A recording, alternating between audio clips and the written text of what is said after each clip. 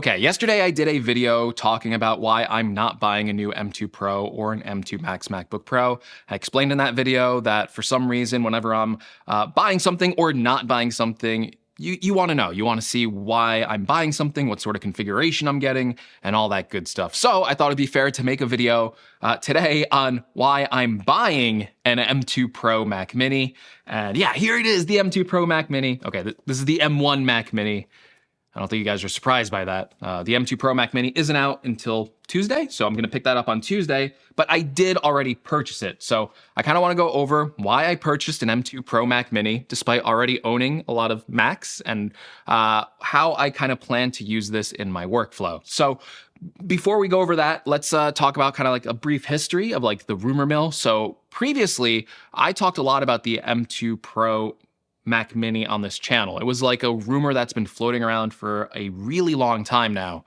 And I was really excited for that particular Mac because I always thought that there was like this strange gap in the Mac lineup where you had computers like the M1 iMac or the more specifically now, the M1 Mac Mini. And then you would just have to ramp it up pretty high. You would go from like the M1 Mac Mini to then at the time it was like the Mac Pro, but now you have even like a little bit higher than that, the Mac Studio. And it was kind of like, okay, you can spend like $600-$700 on a Mac Mini.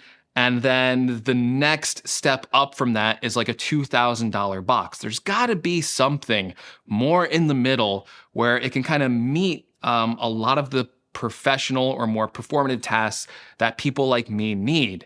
And that computer just didn't exist for a while. I believe that computer used to kind of take the role in the form of the older 27-inch Intel iMac, but Apple kind of discontinued that when they switched over to Apple Silicon.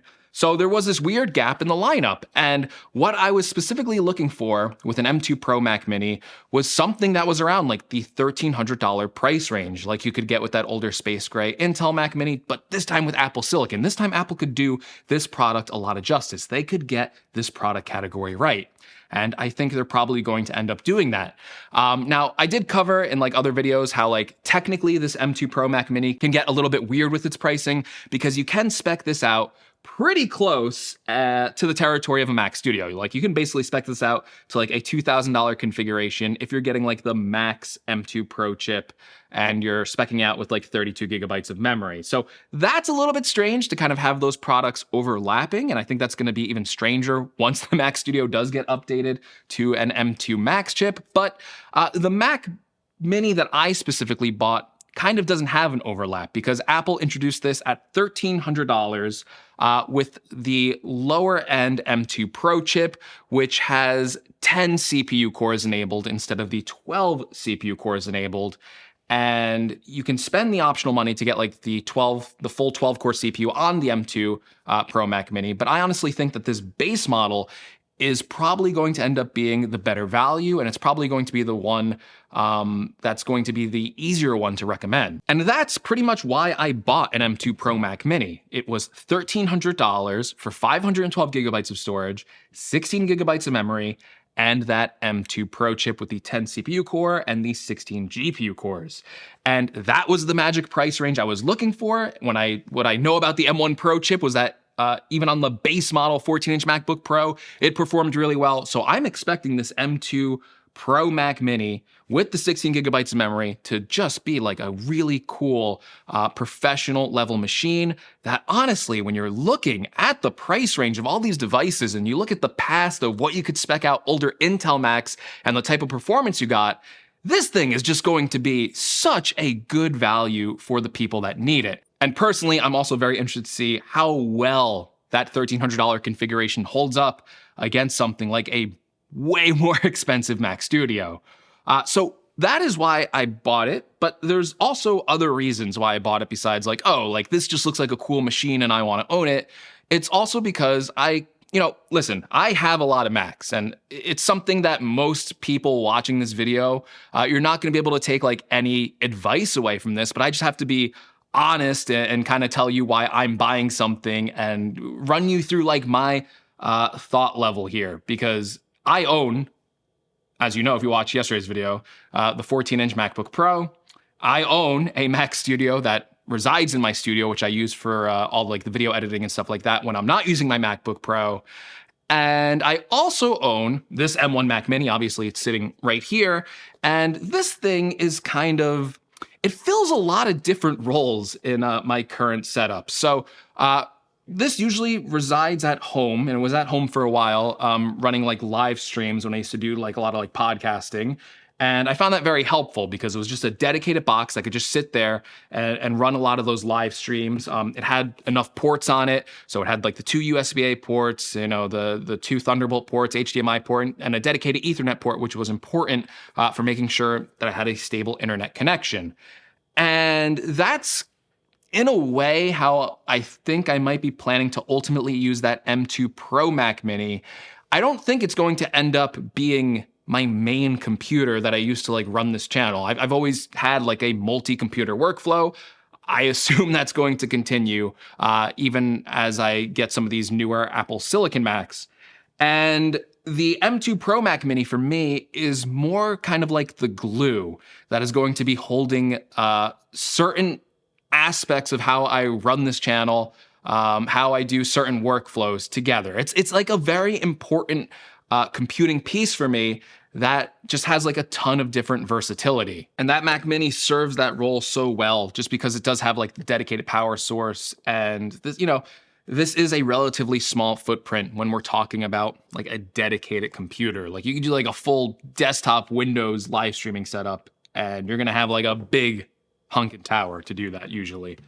So that's primarily, I think, the reason or the role my M2 Pro Mac Mini will serve. But there's also maybe another role it will end up serving because I recently, I feel like it's almost been a year at this point. I guess it's been like, what, 8 months? I don't know. Time's flying. But I did get like a dedicated studio. That's why the setup changed. If you've been watching the channel for a while, we had an older setup. Setup's changed quite a few times, but I have a dedicated studio. There's like multiple desks in the studio. And I was even thinking of this M2 Pro Mac Mini just serving as another dedicated workstation. Currently, I have a Mac Studio that is hooked up to a Apple 5K display. And with this new Mac Mini, I was thinking, okay, I could put that on the other desk with the M2 Pro chip. If someone else is working there, if I need help with a project, that could be a dedicated machine where all that other, stuff can happen, whether that's video editing, photo editing, just general use of this computer. I feel like it's going to be able to serve that role with that M2 Pro chip. I feel like it's going to be pretty competent, even with just 16 gigabytes of memory. I didn't even feel like I needed to put a full 32 gigabytes of memory on the M2 Pro Mac Mini.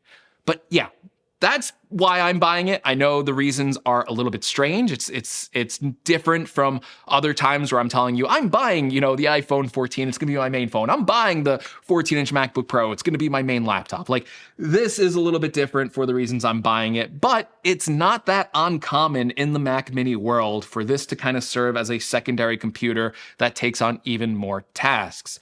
Now, if this M2 Pro is going to be a good main computer for a lot of people, I actually think it is. Like, if I could go back in time before I bought my really expensive Mac Studio, if this M2 Pro one was an option and I was looking to save money, I have to be honest, I might have just went for that because it does seem like it's going to be a really good professional level computer that could probably handle my workflow. I know it could handle my workflow, especially with that 32 gigabytes of memory option.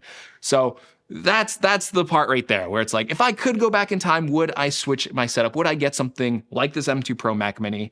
And I think it's probably a yes. So if you're watching this and you're considering the M2 Pro Mac Mini for your main setup, for your main computer, I think it's probably going to be a really, really good option. I think it's going to just deliver a tremendous value for the amount of performance you're going to get out of this machine, especially on that base level model. I think that's going to be the one to get, but we'll have to see when we actually get our hands on this M2 Pro Mac Mini, which isn't too long. So if you like this video and you're looking forward to my updated review on the M2 Pro Mac Mini, make sure you're subscribed to the channel.